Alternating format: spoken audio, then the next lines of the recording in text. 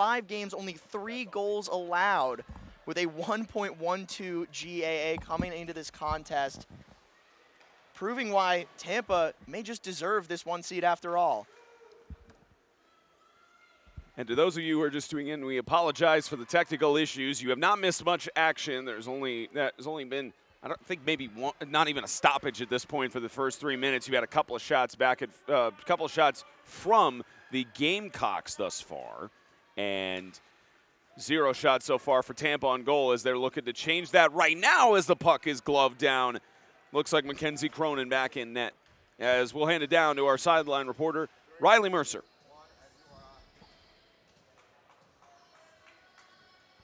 We have number 1 Tampa versus number 4 South Carolina, and this is going to decide who will join the Alabama women's team in that championship.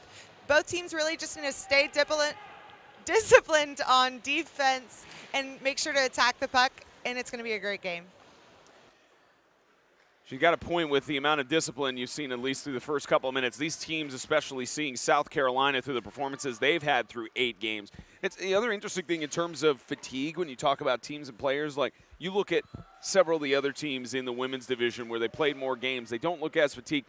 Both Tampa and South Carolina have played only 8 games throughout the entire academic year. So even-keeled on these teams in terms of regular season strength. Of course, Tampa getting the first-round bye, so South Carolina playing 1 more game than the Spartans. I was just about to bring up that bye, Spencer. That's going to be such a difference maker. Playing this much hockey in this short amount of time can really take some wear and tear, some serious wear and tear on the legs. And, of course, the winner of this game is hoping to play in tomorrow's contest. They're going to be even more worn down, whoever gets through this, going into that matchup with the Alabama Frozen Tide. We talked about it on the last semifinal broadcast. Regardless of which team will advance to the championship, even the consolation game for the women's division, you are still going to have 2 great matchups to conclude the season or the regular season for the College Hockey South teams here tomorrow in the morning and the afternoon, as we do finally get a stoppage at 10:34 in the first.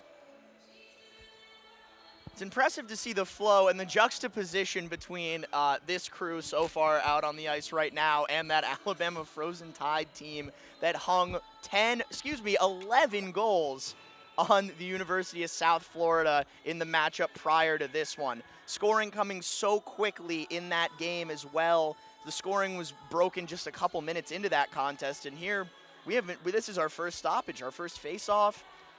We're seeing a defensive battle down the boards, a lot of pucks pinned to the wall. Any chance that South Carolina had an early break, Anna McEachern looking for the net, one of their 2 shots thus far on the contest, but again, quelled before they could really turn it into anything. 1 shot on goal through the first 5 minutes for the Tampa Spartans. As they tried to pop off another one there, did Ava Johnson from the Spartans. Spartans, as we mentioned, defending champions for College Hockey South with a win 4-2 against Miami in the semifinal round where they got a first-round bye, and then their win last year against the very team they're facing off against here on the ice. South Carolina very much looking to try and start this revenge tour despite having 3 losses to Tampa's 0. And it feels like they're working hard early, Spencer, to control the sway of this game. They really don't want anything early. Here's South Carolina trying to go in early. What a save from Curick. And the follow-up gets a goal. South Carolina scores first. It's Mika Larney popping one in. She had 2 goals in the first round. She's got goal number 1 in the semi. That looked to me like almost an own goal, Spencer, as that hopped up over the stick of Lauren Clority, the junior out of South Boston. Goodness gracious, an unfortunate turn of events as McEachern keeps hammering the puck down there in the corner, trying to get in front, looking for that first score. And she'll help find it as the Gamecocks go up 1-0 early. And you know what I just noticed too? That was a shorthanded goal. We didn't even see there was a penalty there where Aria Dominique has been in the box, so a shorthanded goal no less for Haley Mikalarney. Absolutely. You just keep applying that pressure. As I was saying before that opportunity, South Carolina's been fighting so hard to try and keep pressure off of their offense or their defensive side of the ice, by putting pressure on the offensive side. That's exactly how Alabama stayed ahead of USF, and we'll see if the same style of play can benefit South Carolina continuously through this first period. So that penalty was at the 10:34 mark on Aria Dominique, 2 minutes for roughing, and it did not matter for the Gamecocks where they capitalized on a shorthanded goal. And 24 seconds left on the power play as the Spartans try to rush it down for a score on the power play. Looking for the angle on the shot, couldn't get it off. That was number 9 for the Gamecocks, or I beg your pardon, for the Spartans trying to get it, and another shot that goes wide and into the boards.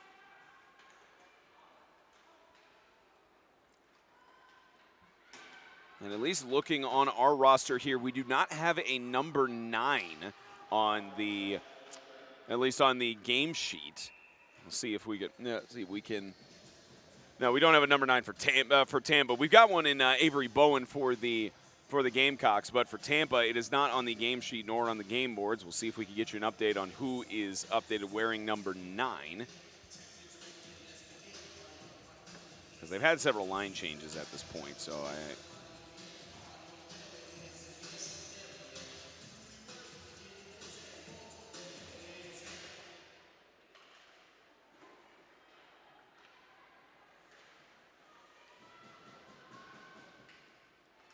So number 9 getting the puck. I beg your pardon. That's 70 up there for Tampa, trying to crash through the power play. Over for a couple seconds as Cronin will glove down the puck.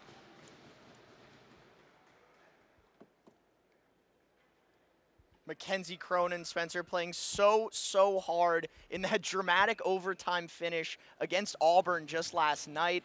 Again, 5-4 final on that game. And she absolutely, both goaltenders in that game, stood on their heads for their squad. Mackenzie Cronin just keeping a few more biscuits out of that basket. We got biscuits up there. We got cookies in there. A lot of food references. Maybe that Matthew McConaughey commercial's right, Spencer. It's all just propaganda. They're selling us food. And we're selling you hockey, ladies and gentlemen. And we have a stoppage here, I believe, for an offside. Or they'll actually call it icing as it's head down to the other side of yes. And they are going to ask him in between periods about who's wearing number 9 because it's not in the game sheet and the people are just unsure, which it should be on the game sheet for a turned-in roster and everything. And maybe we've seen a couple scenarios of players wearing alternate jerseys already in this tournament, Spencer. I'm sure it's someone previously rostered just with under a new coat of paint here. And here goes number 9 trying to flip around for a backhanded shot and loses the puck as it's still loose out there. That was sent over by DeCullen, who sent it over to the left side.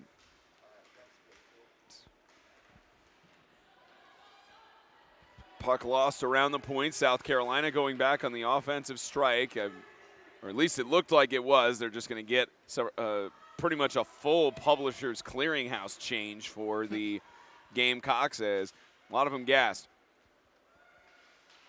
That one's sent back down by Elwell, and we have a whistle here for an offside. Spencer, you highlighted those line changes. The Gamecocks playing a bit under the gun here as they are playing with only 16 players rostered compared to Tampa, who is a little bit more of a loaded bench, going to be fresher legs, and that'll start to wear down as the night goes on. From inside of the Tampa zone, they try to take the aggression here around the right side, trying to dump it in for a follow-up shot on the back through. What a save by Mackenzie Cronin. Anticipated the switch, and the follow-through goes behind the net. And it almost looked like Kaylee Cronin of the Spartans was going to have a chance herself down low, just mishandled that puck as it came at her a little too fast. A quick rebound deflected off to the side. From the right side, Gugliotta will sling it around the boards. Back over Kaylee Cronin. Cronin for the Spartans will dump it back off. Looking to sling it. It skips behind into the framework of the net. Only 7 games played on the season for Kaylee Cronin, 13 points in that time as she's making the most of her. Let's hand it down to a third member of our broadcast crew, Riley Mercer.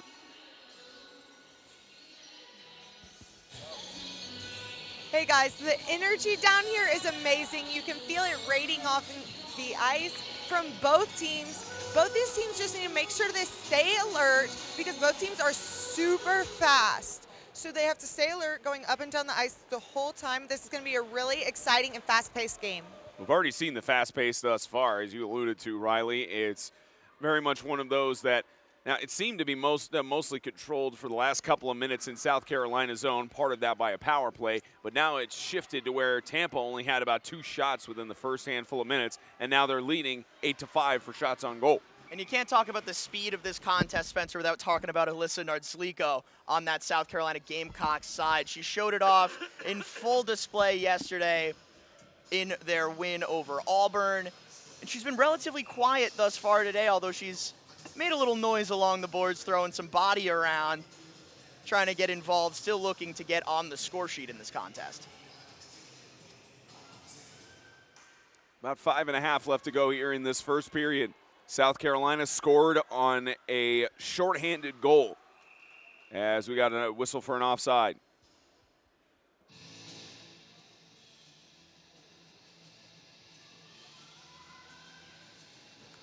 The winner of this contest faces off against the Frozen Tide in the championship game. The loser will collide with South Florida in the consolation game.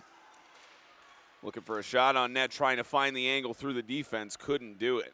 It looks like it was Kylie McDonald who was trying to weave it through for Tampa. Maybe Emily Kurz.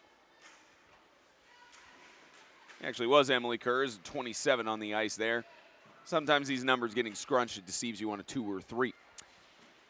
5 minutes remaining in the first. And slinging along the boards, South Carolina on the offensive play. McIllarney on the left side will get it back to the blue line.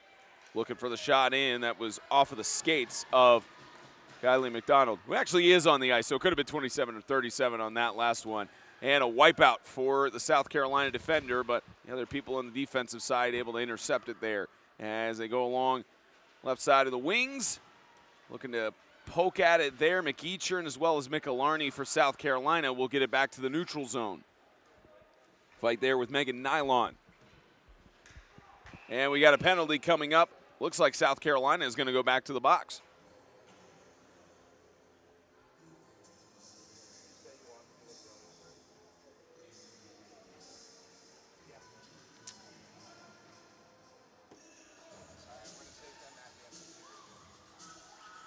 Looks like the signal from the official preliminarily is a hold. So waiting on the game sheet to give you the official number on the player there. And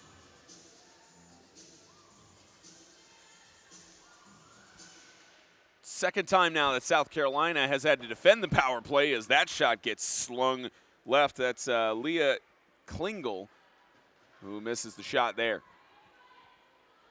And it looks like it's McIllarney 2 minutes for holding. So South Carolina going back on the defense of the power play for the second time in this first period. Avery Bowen will at least get it back off. Again, you're seeing South Carolina not being afraid to keep it down in Tampa's zone as it's going to be slung around. Nardsliko gets the puck back and a fight for it there with Bowen as they just waste time here in the power play. Already 40 seconds gone.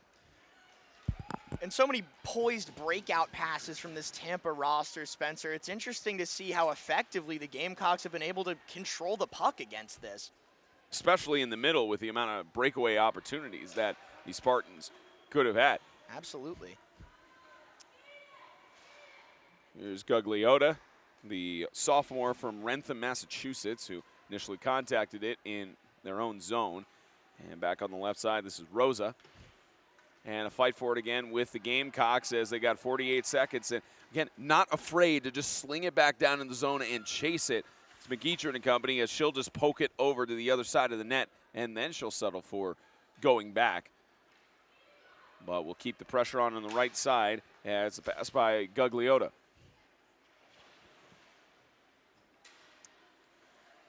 sent back down the length of the ice to 24 seconds left on the power play. And South Carolina is playing their game exceptionally well here. They're not afraid to get that dump and chase. And here's an opportunity. Yeah, McEachern intercepted it. Did not have much help. She was swarmed by 3 Spartans as this gets slung back down in the final 5 seconds of the power play. And looking for a quick rush here is one of Tampa's players there. And looks like we have a 70 there on Tampa's roster. Looks like another case of a player who may not be on the game sheet. Yeah, we don't have a 70 for Tampa either. We'll get you those updates when we can as that shot goes far right, Michellarni. And this will get slung back in. Almost a shot on net. Would have been a great opportunity there from inside. Looked like it was 53 for the Gamecocks, but here's Michellarni in front. And another one of those, we don't have a 53 for South Carolina on the roster. And I think they keep switching numbers on us. I think they knew we were calling this game. Hoping to throw us off a little bit, but no phasing us. Here's going around the boards is 20. Cloherty for Tampa. Icing is waved off as this goes back into the Spartan zone as it'll be sent back up to the assistant captain. Risky pass over the middle for Keurig as Nardsliko seemed to be tracking that puck down. She had a step on the defenseman.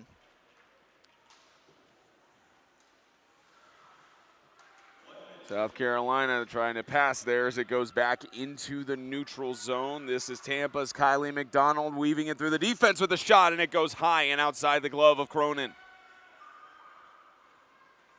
Back along the boards, they pass it off to McDonald again. Sling it back around to Kurz. And inside the middle to intercept the puck as it's being chased down. And is picked up by Garrison.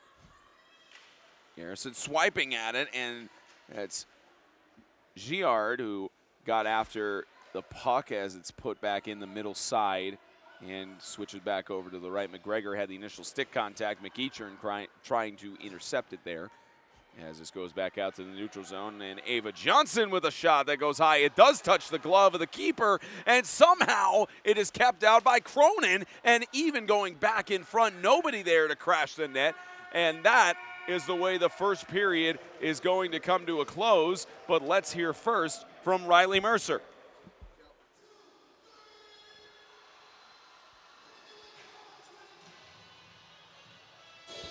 Although South Carolina is the underdog, they are proving to not be a force that they should reckon with.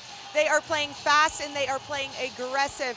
All Tampa really needs to do right now is execute on those shots because they are putting those shots up there. That was an incredible first period. Yeah, and especially what was your analysis of that first period ending? It got tight there, Spencer. It got a little dicey for the Gamecocks as Tampa had one really, really solid breakout to get into that zone, create a couple of opportunities as South Carolina seemed to be playing on their heels, almost waiting out the rest of that period, and it almost came back to bite them. Still nothing on the score sheet for Tampa, but that was very nearly won. I'm trying to tell, is that Savannah Prefontaine down by the that is, yes, sir, with our sideline team. Yeah, we were just talking about her on the last broadcast and everything. The GM, founding general manager for the Alabama women's ice hockey team, soaking in this second semi, and knows that her team is going to be in the championship game tomorrow afternoon. I'm sure Kate is having a whole bunch of fun down there Kate is having a whole bunch of fun with Savannah down there. Anyways, there's a bracket again, and as we mentioned, they'll update it with the third place game once this game is concluded. But South Florida will face the loser of this game for third and fourth place. And then Alabama, in their first ever season of existence in women's college hockey South play, will collide with either the Gamecocks or the Spartans. It's still, as much as it's great right now for South Carolina leading 1-0, there's no guarantee right now on how this is going to shake out. Absolutely, especially the way this Tampa team has been playing. So much poise in their passing game, so much calculation that goes into the decisions these women make in terms of what they do with the puck. It has resulted in quite a few chances as well, as they lead in shots 10-5 over the Gamecocks despite their scoring deficit. And it looks like we do have an update on number 18. That is Clarissa LeClaire for the Spartans. Usually wears number 18. Yeah, LeClaire is wearing 9, is usually 18, even though I've got Anna McEachern on number 18 for the Spartans. But appreciate Olivia Shapiro, the Director of Communications for College Hockey South, giving us that update. Probably need to ask her about number 70 as well. Speaks to that theme of camaraderie, Spencer. If you need a jersey, share a jersey. We talk about spreading the love in terms of points on the board. Why not spreading the love with the number on one's back?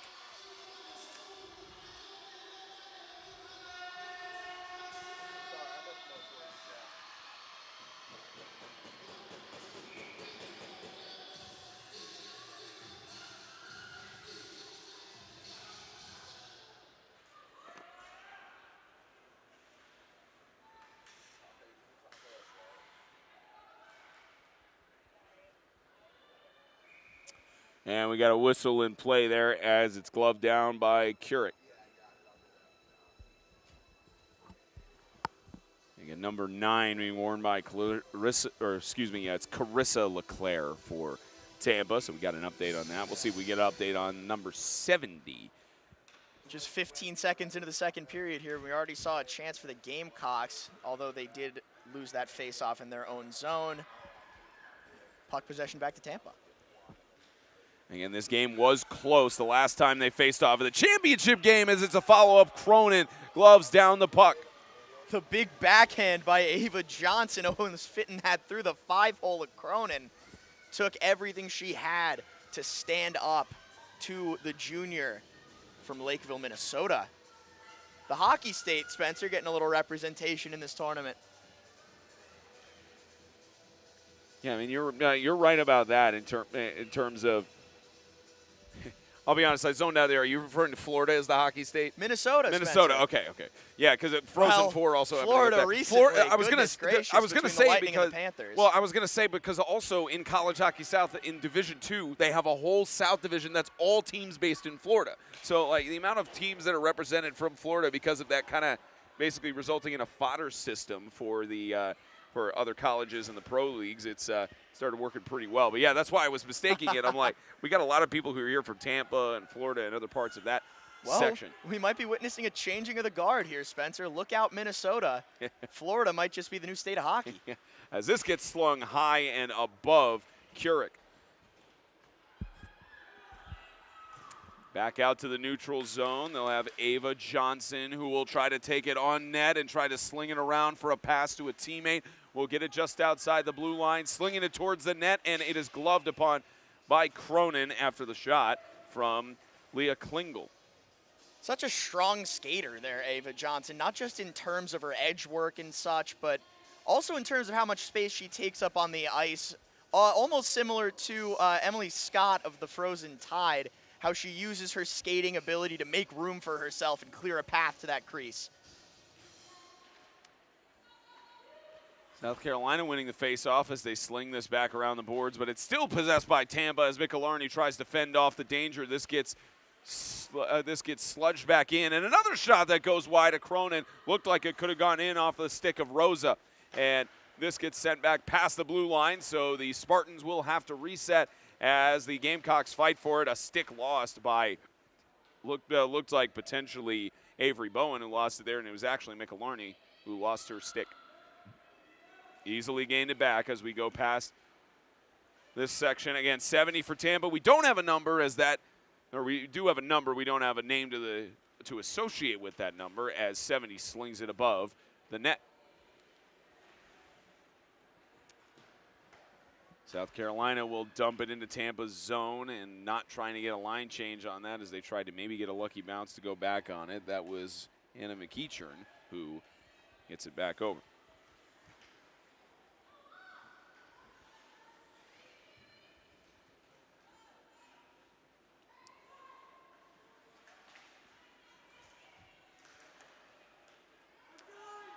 Back out in the neutral zone.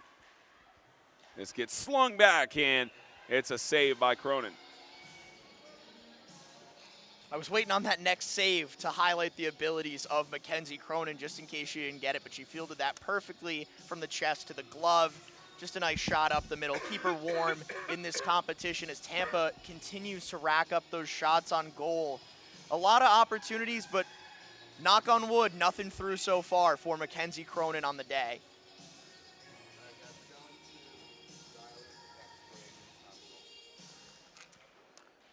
Sent back along the backside to the trapezoid.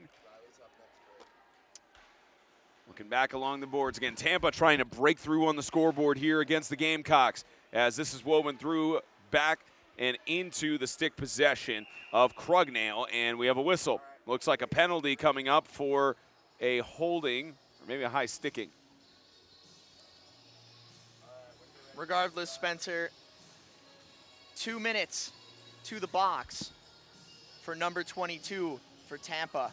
It's Annika Gendron, the junior from Fitchburg, Massachusetts. Only one penalty for Annika in the season so far, Spencer. Uncharacteristic to put her team under the gun like this. We'll see what the Gamecocks are able to do with this as they've regained the zone here. Yep. And 12:01 remaining in the second period as the Gamecocks will go on the power play for the first time in this afternoon/evening's competition. Hard to believe it's already 5 o'clock at this point, basically. 4:53 Eastern. A lot of hockey been played already today, Spencer, and a lot of hockey left to play, as it's been another great day of this weekend-long CHS tournament. Yeah, we're on game 4 of 6. The men's semifinals for Division I will take place directly after this one here on the same sheet of ice in Athens. Nard Slicko takes the puck up or bounces it off of the boards, and this will go all the way back to the area of Cronin, who will just nudge it forward for Nard Slicko to come back. South Carolina controlling the tempo of the game for the most part as McEachern dumps it into Tampa's zone, and this will be slung back around the boards, and in possession is LeClaire as Nard Slicko tried to get the puck with her glove, and this gets sent back to the neutral zone. It's still loose. Nard Slicko poking at it as it gets loose to Mikelarny. Back over, and LeClaire intercepting the puck. LeClaire, this will be slung down. Mikelarny will get back in possession.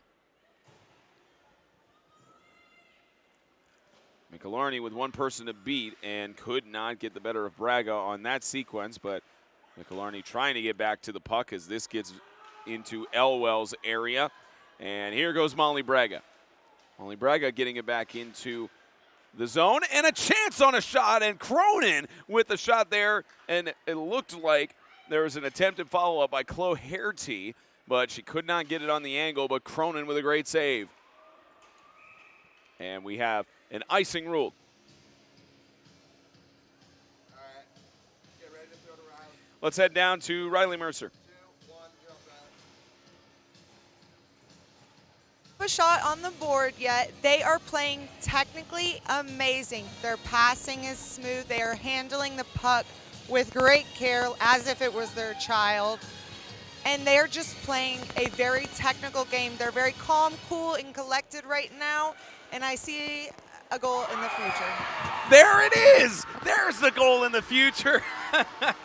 Yeah, Riley definitely called it. Goal number 1 for Tampa. That's going to be credited to Lauren Cloherty, the junior from South Boston. Nice to know we've got a clairvoyant on our sideline, Spencer. Goodness gracious.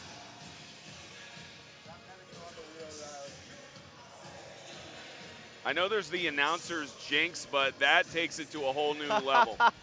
Absolutely. I don't know if I've ever seen an announcer's jinx happen as the words exit the mouth of the announcer, Spencer. Goodness gracious, as this one is all tied up. And both teams getting a shorthanded goal, too. Absolutely. Annika Gendron celebrating in the box as she did not end up costing her team what she thought she might.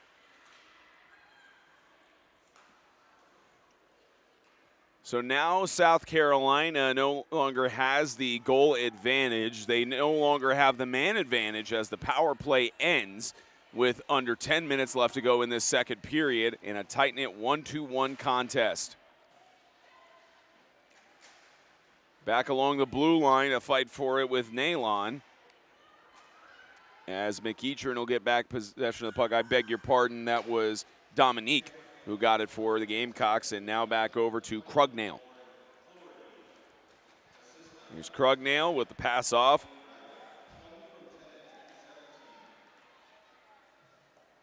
And we have a number, South Carolina, number 53, which we do not have on the roster. We'll try to get that updated for you as well.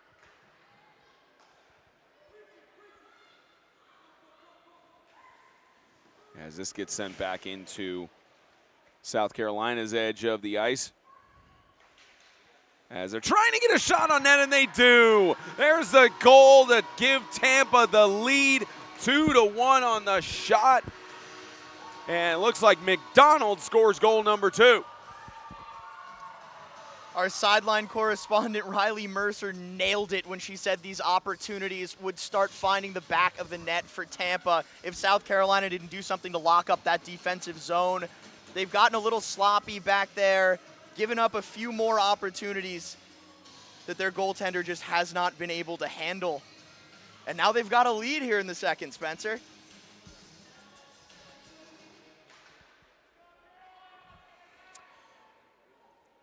Kylie McDonald, the freshman, played in only 5 games, but has had 7 goals, 3 assists, 10 points, make that 8 goals and 11 points, and has given the Spartans the lead around halfway through the second. But here's a chance, and right back! It is dealt by Aria Dominique. Tie game once again. Aria Dominique doing such a great job of finding that slot. Loose puck in front as she breaks away from the boards here. A little bit of help from Nard Sliko. Or excuse me, Avery Bowen to set up that opportunity. And she'll put that puck once again top shelf, picking that right corner and tying this game up for the Gamecocks. Aria Dominique with 8 games, 7 goals, 13 points. Make that goal number 8 and point number 14 as she ties it back up for the Gamecocks. And they want a little bit more as they try to get pressure on Kurek, who just clenches the puck down between the pads. They'll float Kurek a little bit of an easier shot to handle there as South Carolina hopes to win this faceoff and set themselves up in the zone to take the lead.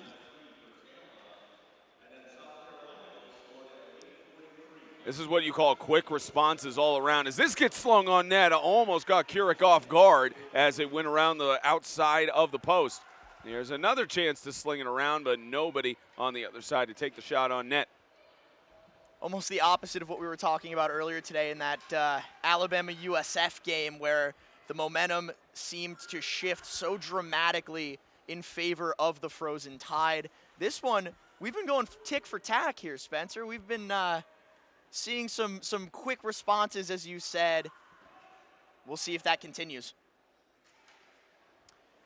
Looking for a slap shot from distance. Couldn't get the right grip under it. Almost like digging up the grounds in a golf swing, as that was Zoe Elwell who ended up taking a little bit of shaving of the ice off of there, as Tampa now is on the quick rush again. Trying to go across the neutral zone. A good interception there by McEachern. Good interruption, I should say, as Elwell deals it back to the neutral zone, and Tampa got the interception initially, and Elwell will try to help reset the play. We have a delayed penalty here for South Carolina and or in favor of the Gamecocks, and they're not pulling the goaltender so they could get a 6-point. They're calling for Cronin to go down there, but regardless, it is now gloved down there by Kurek, and we will have a penalty sending a player from the Spartans to the box. Interesting decision by Mackenzie Cronin not to exit that crease immediately and dart for the bench, as if Tampa even touches that puck, it's blown dead. The play is whistled dead, and this power play begins. So there's nothing to lose there, trying to get that 6th attacker on for the Gamecocks. That decision may cost them later.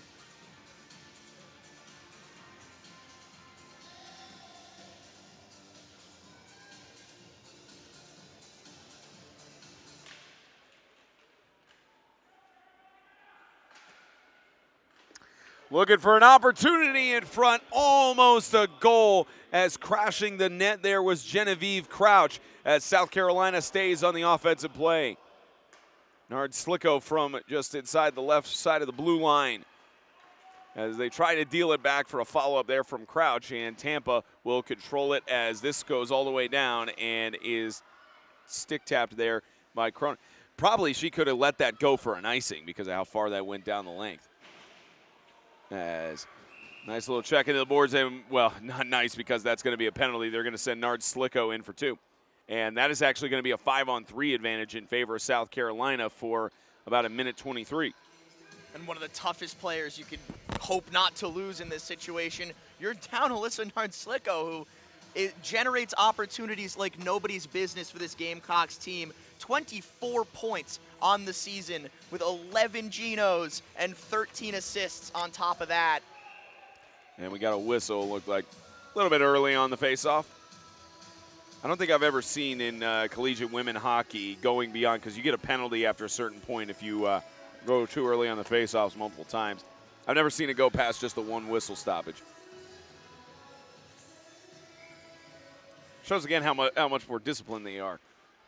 Absolutely. The poise that is being showed by both of these teams is highly commendable so far through almost 2 periods. Now, I notice when I look on the benches, it looks like they do have an assistant coach on staff for the Spartans. Didn't see any on their website, but I was about to say a note that coaches Meltretter and Zerfas didn't have assistant coaches, and talk about this whole idea of trying to lead their team and not have the assistants helping with other remedial things or other tasks. But looks like Coach Meltretter at least has one person on the bench helping him with things. Still a stark juxtaposition, Spencer, from the depth we've seen on Alabama's bench in terms of the coaches they have and the support they have from their bench in terms of leadership that may be the difference maker between these 2 teams and the Frozen Tide going into that championship game. And not even just Alabama, the rest of the assistant coaches staffs through this tournament, because it's basically with South Carolina, they're the only team that I've noticed that does not have an assistant coach or somebody else helping on staff. And it's a testament to Coach Meltretter in how he's able to lead this team to the number 4 seed. No question about it, Spencer.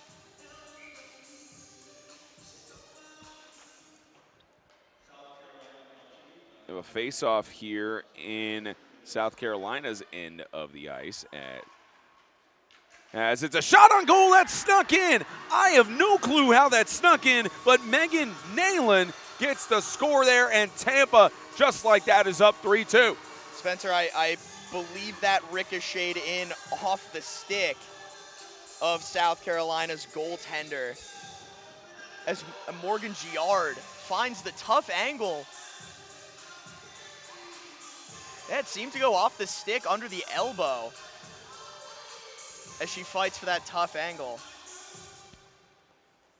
A short-handed goal, or actually technically an even strength goal with 4-on-4. Correction, I'm sorry about that. That's Megan Nayland for the Tampa Spartans that scored that goal in tight on that short side. And that is her 3rd goal of the season, and comes at a clutch moment. 5 minutes left to go in the second. Just seemed like Mackenzie Cronin, again, couldn't hug that post quick enough. Couldn't sharpen up that angle, and maybe she thought she had a little more help from her defense. A lack of physicality broke down and allowed for that shot. Dumped in by Rosa as South Carolina tries to set up another offensive play here from the neutral zone, and it is over to Avery Bowen. Bowen on the wing. Doesn't really have any assistance on the outside, but in the back door goes for South Carolina. And again, that's 53. This gets slung on net, and a good save anticipation by Curick. Another sling towards the net, and Curick able to get the puck through the screen. Again, we have a 53 on the Gamecocks roster that we do not have an association with. Again, it happens sometimes where you have teams that maybe they don't have their jersey around, they have spares, and they use those for numbers just so the players can still come out on the ice. But we'll get you an update on number 53 when we get the chance.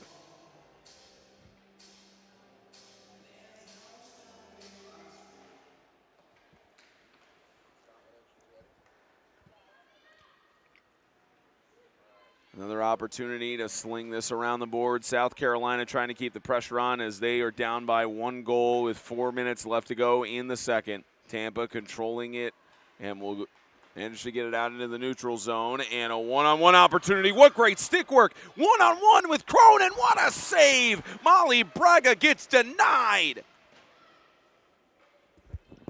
Locked up that 5-hole quickly, Spencer, on the attempt. You highlighted it perfectly yourself. What great stick work by Molly Braga to work that puck in, making a woman miss.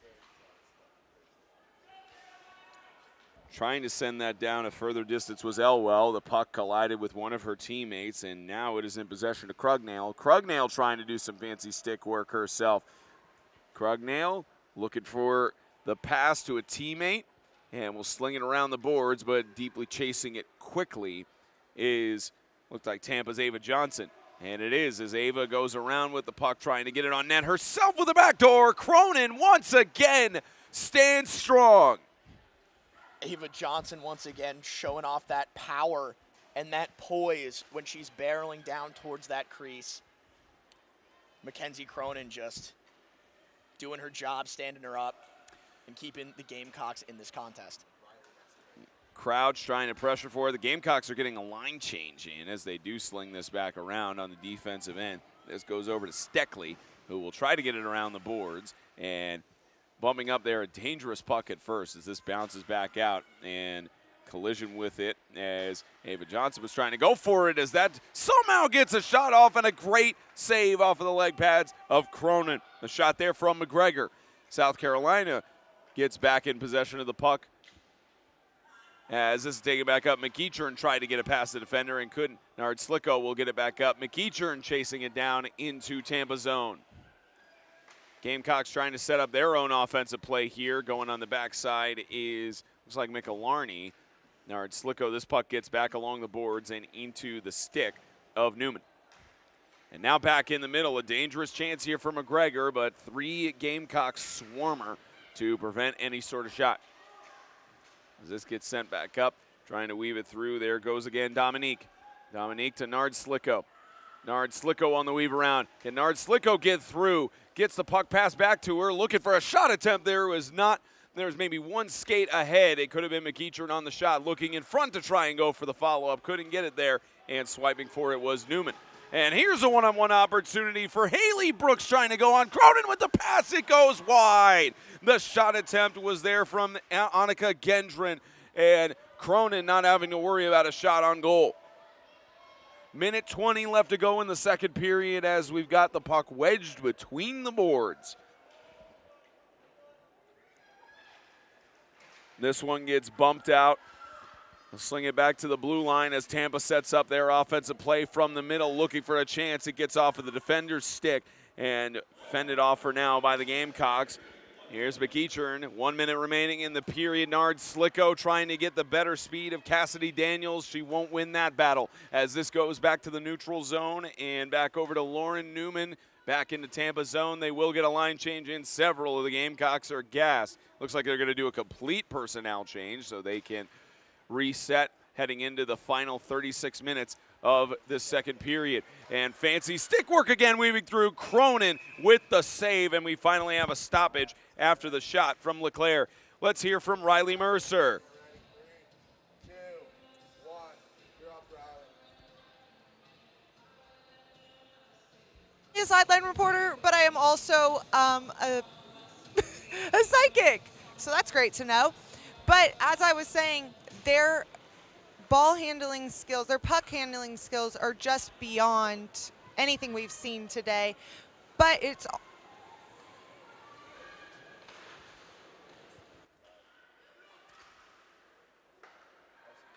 Yeah, we appreciate that, Riley, as we get back into motion here. This is Zoe Elwell who will bounce it off of the boards heading into the final seconds here of this second period, 3-2, as the Gamecocks try to get it through. But we are setting ourselves up for a great conclusion of the semifinal. 15 minutes separate both of these teams for a date with the Frozen Tide in the championship game tomorrow afternoon. We'll be back in about 3 minutes here on the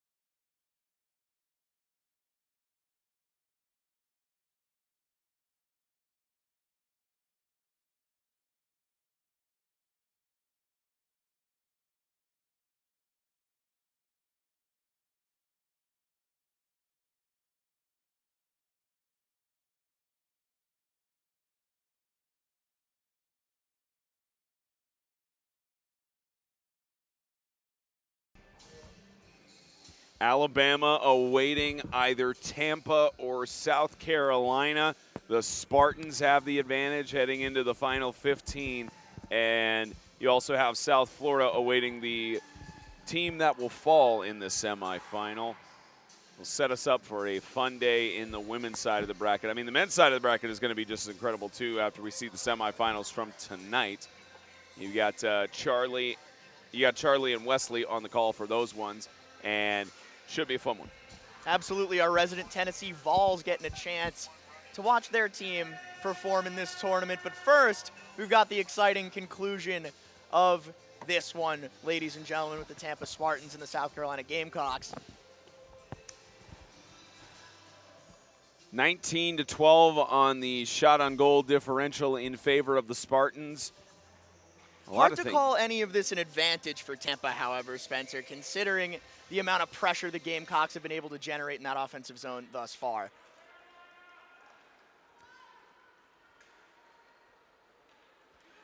As Tampa looks to get a security goal or some sort of cushion as they pressure it inside. It looked like it was going to go on Cronin in the middle. Ava Johnson chomping at the bit.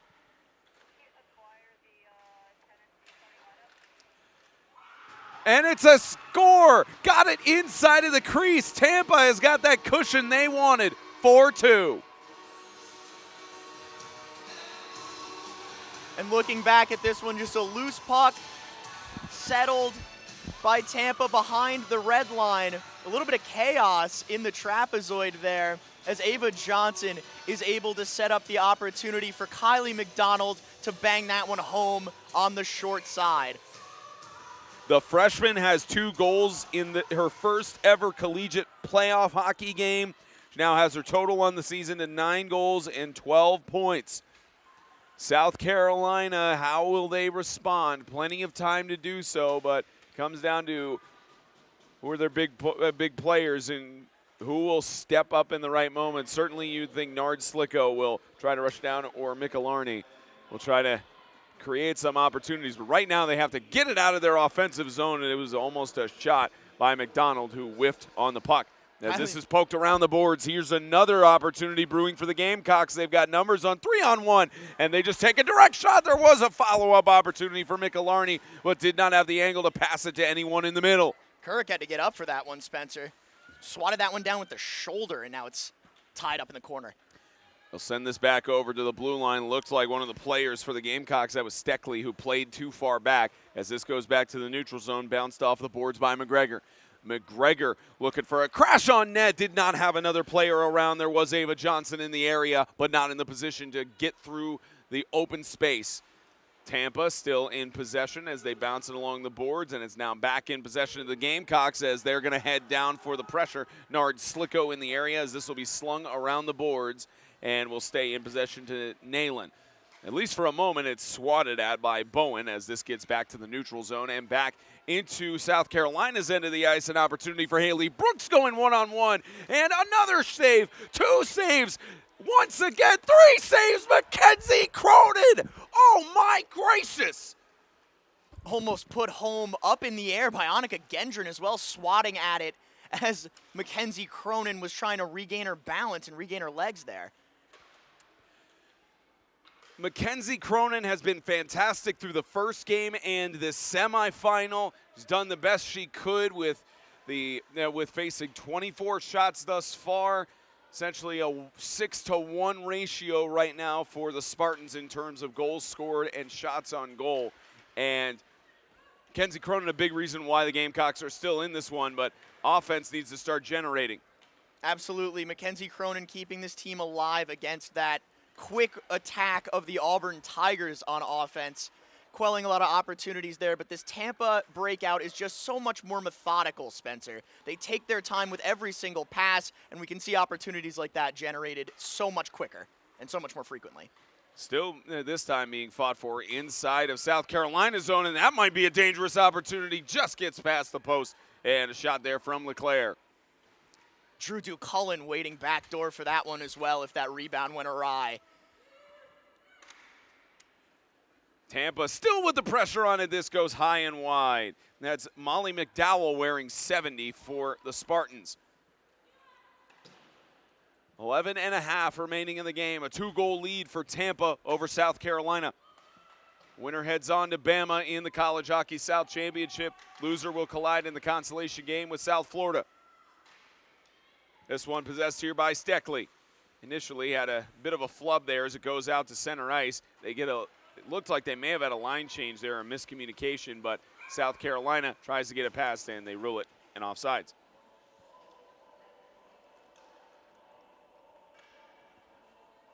Convenient time for a breather, Spencer, as these teams go for another change. That short bench of South Carolina showing its effect thus far, as Tampa has been cycling through players like nobody's business, keeping those fresh legs out there to maintain this 2-goal lead here in the third. Still plenty of time for either side as Gugliotta gets it back out to center ice. Here goes McDowell. McDowell will aim a shot that goes beyond the net. Slung from the blue line, trying to get a deflection in off of Rosa. That was a shot from Gugliotta. As this gets sent back down the right side to Cologne. Cologne trying to pass it off and intercepted by the defender of the Gamecocks. As they'll try to just send this back outside of the blue line, and does skate in front of Cronin, but not in the area of anyone with an angle to take a shot, as McDowell gets it back over with the switch. Molly Braga gets it in, but now South Carolina on the possession. They're trying to sling it to neutral ice. I think they're just waiting for a chance to try and get a line change in. You can see some of the USC players standing up as had a player trip on her own skates, was not tripping, as someone shoved over a glove, just whacked it out of the way, so not be a potential for the puck to roll over it. That's Molly Braga clearing that glove out of the slot there, making sure that there's nothing extra standing in the way of that shooting lane between herself and Mackenzie Cronin. South Carolina manages to get their line change in, as does Tampa, where they replace a little bit of personnel as Cloherty looking for an opportunity to sling in front and going on the follow-up. Mackenzie Cronin with the, not with the save, it's a goal snuck between the legs, 5-2. The patience once again on display here from this Tampa offense, as Kaylee Cronin is able to finish this one on a patient backhand to the 5-hole. She had an opportunity there on that left side of the net as Mackenzie Cronin was making her move to the right side, but she waited patiently, waited for that 5-hole to open up, and she slid it through to extend this lead to 3 goals for the University of Tampa. The senior from Stoneham, Massachusetts, played in 7 games this season and had 5 goals on the regular season. Make that goal number 6 in total, as she gives a 3-goal lead for the Spartans. Couldn't have come at a better time, Spencer. That is a backbreaker for this South Carolina team. And this South Carolina team was really hanging in with them over the first 1 to 2 periods. And I know we talked about this a little bit beforehand. I think it's just depth that's getting to them, because you've got 6 more players on the Tampa roster that you could choose between to rotate in and out of the ice. Because I think, from the most part, what I've seen with South Carolina is they take a timeout here. It's mostly been they do a full team change and not line changes. Absolutely, yes. They are running through these players as slowly as they can realistically, but it does make more sense for them to shift as a unit here, which is really difficult to pull off, especially when you consider what Tampa has been able to do, generating opportunities so quickly and so effectively. Any kind of misstep there. You can see Coach Maltreader, and when he started out with his meeting, he said, we need to calm down and settle down. Again, you've got 9:15 left in the game. Not an impossible thing to come back, especially because of how we've seen South Carolina quickly respond to their goals throughout the game. Absolutely, especially, yes, if we continue to see South Carolina playing the game that they've been playing this entire tournament and that they've been playing so far today, which is letting their opponent come to them, supplying that pressure in the defensive zone and turning it into those quick spitfire opportunities on offense that have gotten them out of a few sticky situations so far this season. Let's see if they can do it again, Spencer. I know Alabama is watching this, hopefully in some capacity. I know they're having a team dinner right now, but For anyone watching on the Frozen Tide squad, you know your work's cut out for you. I mean, you certainly played this team before in Tampa back in November. So you get an opportunity to do some film study with this, as will Tampa or South Carolina after this contest for the Frozen Tide, watching their semi earlier against South Florida. And very much one of those that's setting up for a good championship contest. Absolutely. All the film study you could ever hope for here on the College Hockey South YouTube page. But the Tide rolled earlier today, Spencer. Let's let them enjoy their dinner as we've got one heck of a matchup to finish up here at Akins Ford Arena. If they wanted to enjoy their dinner, they would probably be watching this on mute so they don't have to listen to me. They already put up with me enough this year. They've had enough of the both of us, Spencer. I can tell you that much. You are only on a couple podcast episodes. I mean, they've heard more of me, but I will defer to you on that. See, that's perfect, Spencer. Small doses of me. Cronin for the Spartans takes it down into South Carolina's end of the ice, and Cronin gets it back from the defender in front, and it's another goal. Ava Johnson for a 6-2 lead. There's Ava Johnson with the big shot on the score sheet. We've been waiting for that one all night as she's gotten so many opportunities down low in the dirty areas. Just keep putting pucks on net and good things will happen. As Wayne Gretzky says, you miss 100% of the shots you don't take. And she got 100% of that shot. 6-2 Tampa. 7 games total on the regular season. She's got goal number 9 and point number 13. This game is very much cracked up wide open, and like we alluded to, it is seeming that the fatigue of the Gamecocks is really starting to show. I said it coming into this matchup, it would have to be something they overcome as a unit, Spencer, and it's certainly not over with 8 minutes remaining in this third period, but it is beginning to look bleak for the Gamecocks. Back along the boards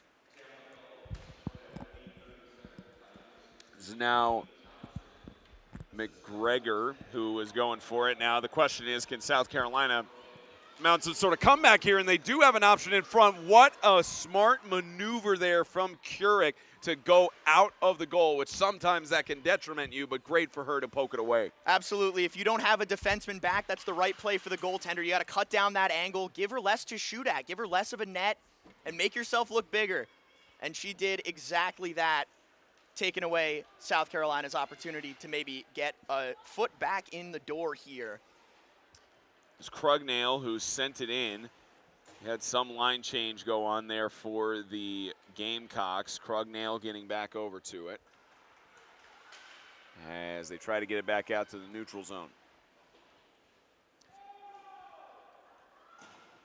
Being chased down by Elwell and company. They'll sling it around the boards and it'll get in possession there. It looked like Brooks was trying a smart move to get tripped by the skate to cause a power play to be initiated, but nothing going there as that gets shot on net, and Cronin will make the save.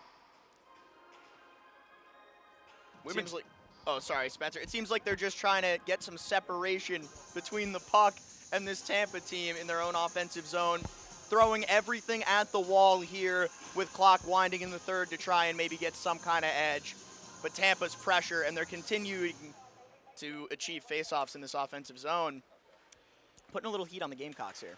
Yeah, we've been talking about this all game, about how we feel this sort of sympathy for the goaltenders in that they're having such great performances, and it's just when you look at the save percentage on the stat side, it doesn't necessarily show it. But I tell you, Mackenzie Cronin, you could put her on any one of these other teams. Like, I wonder if I know Coach Zarfus loves his goaltender in Curick and how she's performing today, but I wonder if he might go up to Chris Meltrutter and say, "Can I have your goaltender?" The only other team I'd be beating down their door for a goaltender, Spencer, might be those Auburn Tigers with Stephanie Zumba, whom I cannot praise enough in this tournament, keeping her team alive in several contests. Yep. Between Zumba and Cronin, two of the best goaltenders here in College Hockey South. And not a whole lot from their defenses on either end, Spencer. I'll be the first to blame the defense first over the goaltender, and we've seen it all over the map in this tournament. Not enough around the net, not enough help for these stoic goaltenders. You get down underneath 6 minutes here in regulation. When do you pull the goaltender at this point? Analytics say early, Spencer, but in this game, whenever you can, honestly. With 5 minutes left, I know it sounds like quite a big risk, but if you're down 4, fighting for a playoff chance, you got to do what you got to do. And trying to weave it through here, Nard Slicko trying to do it herself. That shot does go off of the pads of Keurig. A little tough to handle there. She bobbled it, initially looking to go for it with her glove. Yeah, Nard Slicko trying to fight and give her team a chance here as she's got the puck again. Trying to weave around with the fancy stick work, loses her skates and just swats it away so that Genevieve Crouch can try to pursue it as she kind of slams into the boards there. Smart play by Nard Slicko to push that puck into the corner and hopefully keep that opportunity alive for her team. They'll bump this back off of the boards. As that's GR trying to possess it there. It looks like they're just going to get a line change in for South Carolina. Okay, so they actually do some line changes, and they maybe change a couple of personnel at a time as Nard Slicko will get a break. But Tampa on the quick rush as that was McDowell trying to pursue it. And you got to remember, Spencer, those line changes themselves get even harder with tired legs. You're going to be less inclined to sprint back to the bench, but it's playoff hockey. You got to leave it all out there on the ice, especially in an elimination game like this.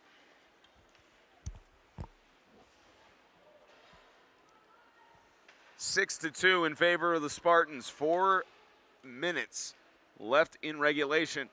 Alabama awaiting the winner of this one, which likely they'd have a rematch of Tampa if this score holds from the Columbus Classic back in November. As this gets sent back in front of the net, that was in the area of Emily Kurz, and South Carolina has numbers, but do they even need it? As that's woven around with some good stick work there. It looked like it was Aria Dominique who tried to get it in possession. McEacher tried to go in front, and it was interrupted there by Braga. Back out to the neutral zone. This gets sent back into South Carolina's end of the ice. Going for a shot. It's going to go wide left from Cloherty.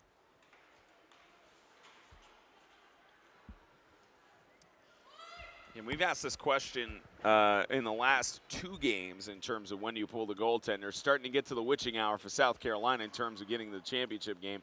And it's been all Spartans, not any sort of last-second robbery like what happened in the CHS championship game last year. And we highlighted it again in this USF-Bama game. They did not pull the goaltender nearly early enough, Spencer, honestly cutting down their opportunity to try and tie this game.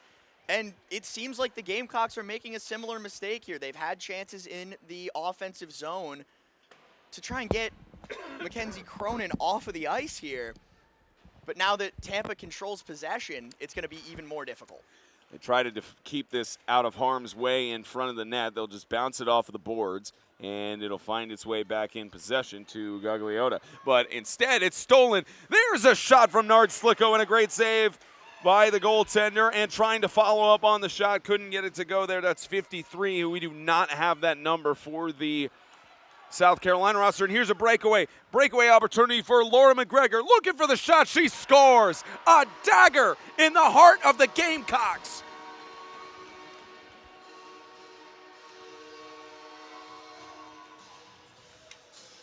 Just as we thought we were seeing a little bit of a shot of life from this South Carolina team, Spencer, that's a tough one to come back from. A little bit of a push from South Carolina, turned up ice the other direction for a breakaway. And she knew where she was shooting that before she even got that close in. Picked that top left corner, stick side. Been a weakness for Mackenzie Cronin thus far on the day. And that's the 7th of the night for these Tampa Spartans. 7-2 with 2 minutes left to go in regulation. South Carolina looking like they're going to have a date with the Bulls of South Florida on the wing for another shot that goes beyond the backside of the net. I tell you what, Tampa versus Alabama, we're going to have a barn burner in this women's championship. Oh, absolutely. Just considering the scores that these two teams have posted, it just on the day has been unbelievable, outscoring some teams on the entire tournament who have played 1 or 2 games. As this bounces back out to the neutral zone, a 5-goal lead that South Carolina is trying to at least get some sort of comeback on in terms of trying to get back on the scoreboard, maybe more for pride in a sense, as this gets slung around. Another shot on goal, a good save by Cronin that was shot by LeClaire. And LeClaire again with another shot that is another save by Cronin. Playing with pride is absolutely right, Spencer. They're a little too far back to pull the goaltender, even considering what they have put in front of us with the goaltender in net, still coughing up opportunities they realistically should be stuffing. Fighting for McIlarney as Nard Slicko around the blue line. And back at center ice, you've got a little bit of an opportunity here for McEachern. She's got a 2-on-2 if she could pass to someone, but opts to let it back to Nard Slicko. 35 seconds left to go here as they wrap up this semifinal. Trying to go for a shot in front. That was McEachern, who fought with LeClaire trying to get an opportunity on the puck. And trying to send it in maybe for a lucky deflection off the post with the shot from McEachern. Could not find its way in. This goes back in front of the net again. McEachern tried to go for it. A slap shot from distance. Looked like McIlarney was in good position, but a great save by Curick. She wanted to be a little more behind that, Spencer. Her body was angled in such a way where she would have had trouble finding that angle even if she did control that puck. It's over. The Spartans move on to Tampa for the College Hockey South Championship and to defend their CHS title in just the second year in existence for the women's tournament.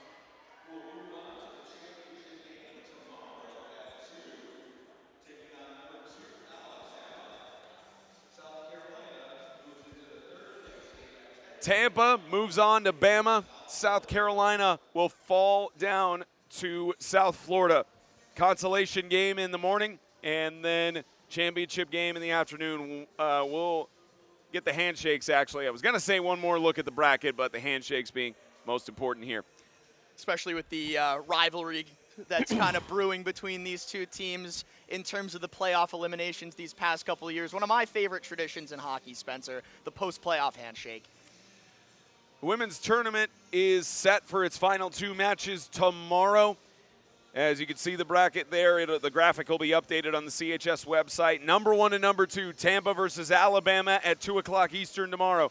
10 a.m. Eastern, our start of the 4 games here on the CHS YouTube page will be a collision between the Bulls of South Florida and the Gamecocks of South Carolina. And that is here from Athens. For Will Morrow, Riley Mercer, our producer-director, Theodore Fernandez, all the hardworking men and women to make this run so smoothly. I'm Spencer Tomstead saying so long from Athens. Tampa is moving on to collide with Alabama for the CHS title.